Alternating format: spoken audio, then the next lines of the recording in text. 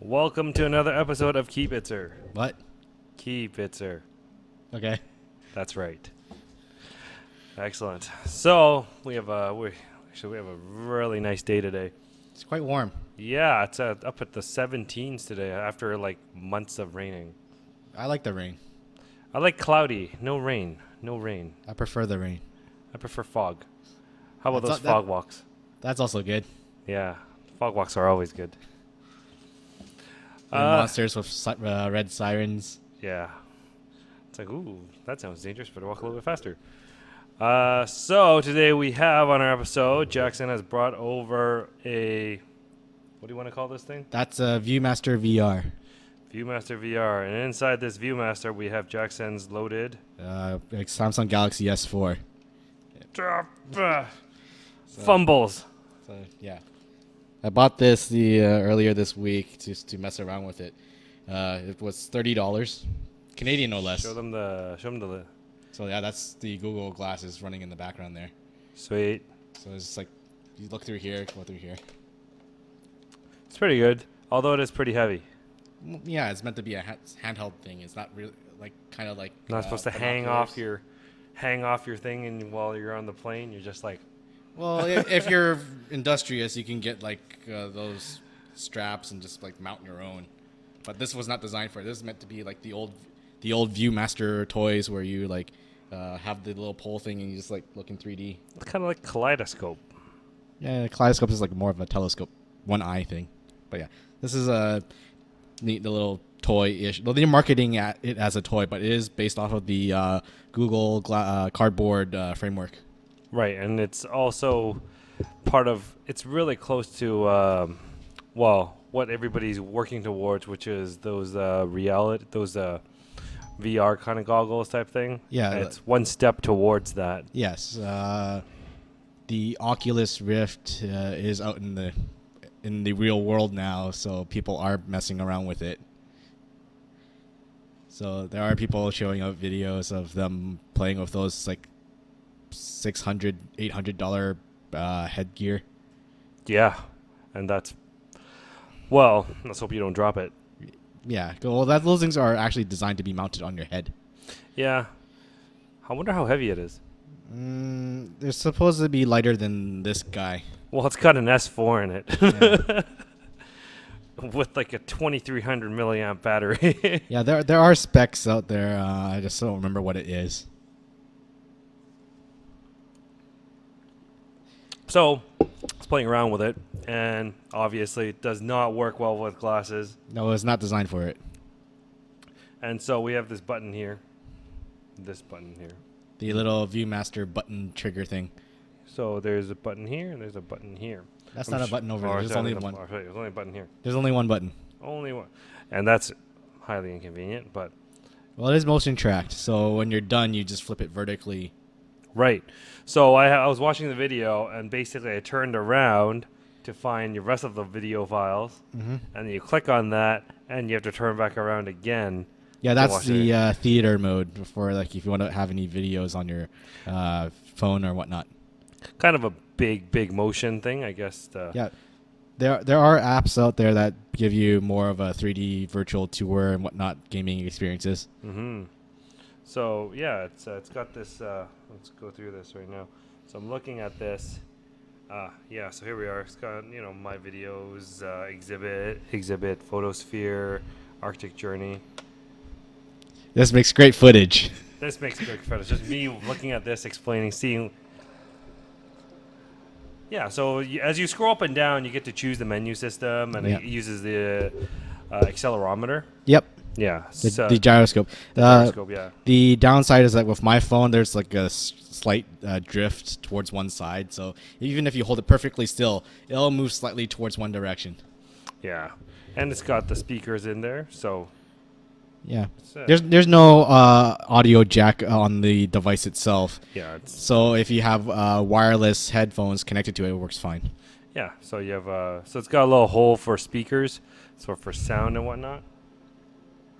And I'm not going to really play this, but, it's basically just, it's a phone inside a thing. It's a screen into two halves, and then broadcast the same thing for your left and right so that you can see In so 3D. in yeah, well the phone supports 3D, so nah.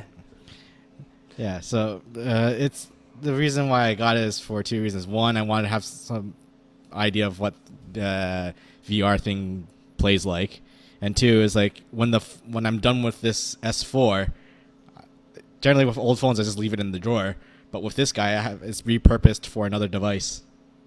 Oh my god, it's recycling. Yes.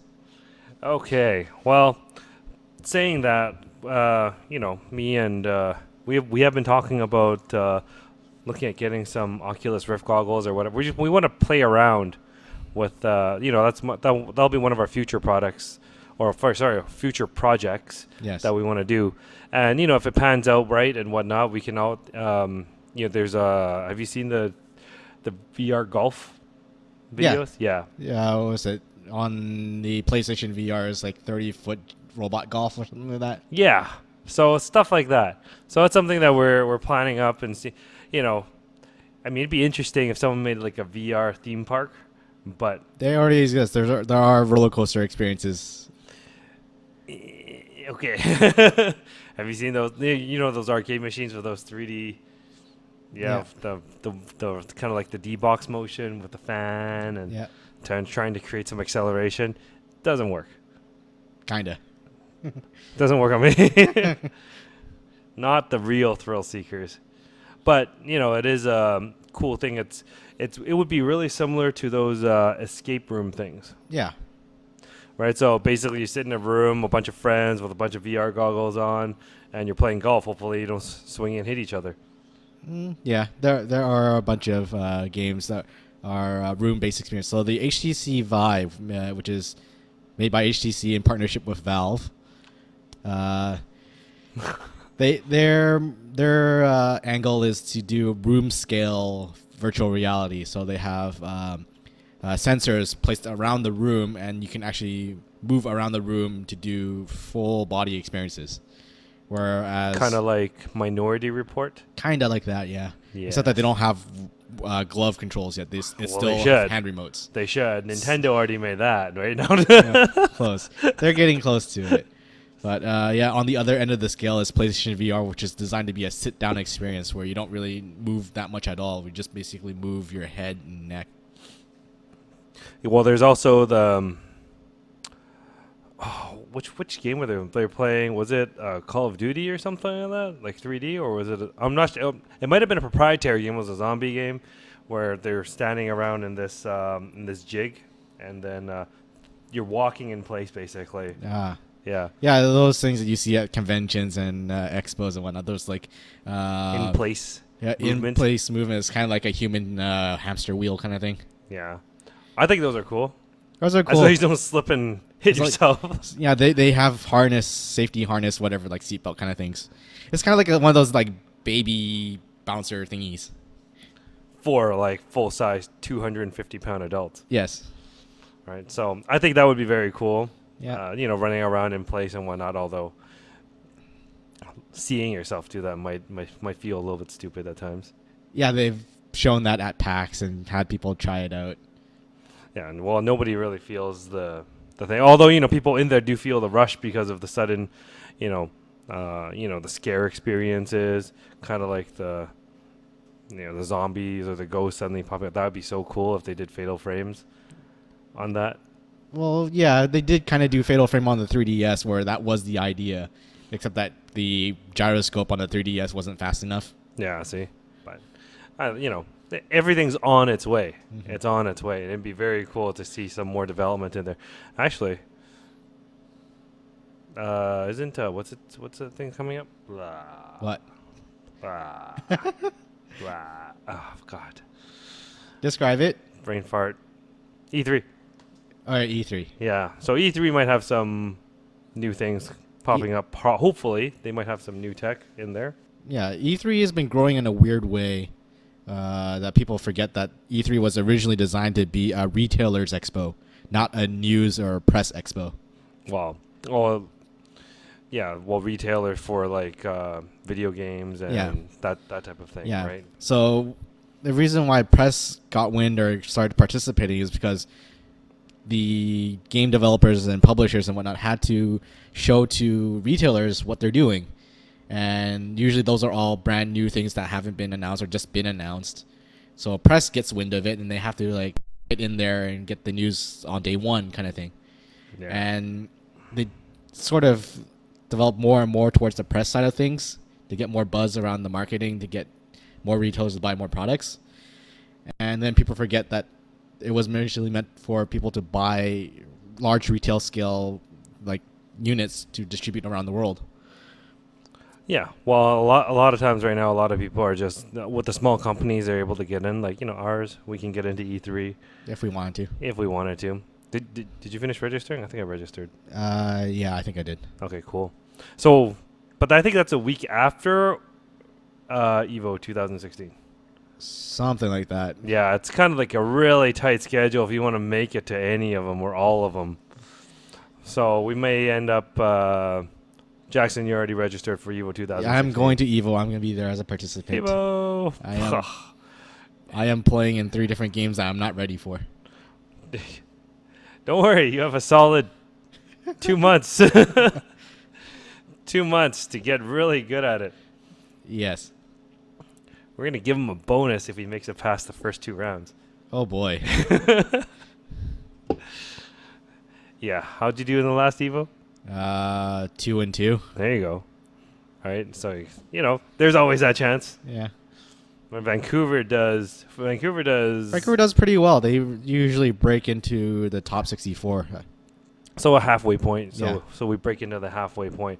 But that's only because of local superstars, strong community, and lots of people participating in tournaments and whatnot. Yeah. It's obviously it's a team effort, but this individual gets the recognition. Yeah. Right. But it'll be cool. So a lot of exciting things coming up this year. Today we talked about VR. Toy VR. Well, toy VR, and then hopefully developments in VR. Yeah. What we hope to see, and then all the exciting events coming out. Like, a lot of good movies coming out this year. A lot of cool events. I think it's going to be a good year for. It'll be a fun year. Yeah. Oh, we also have Jackson will be attending another event in Seattle, or is it Seattle or? Yeah, Northwest Majors 8. There you go. Right, and Yep. hope to see if you're there, say hi to Jackson. Hi. When you're there, not you. They say hi to you. They say hi to you. Oh my God. Anyways, my name's Peter. I'm Jackson. And it's been another episode of Kibitzers What? and Communication. Yay.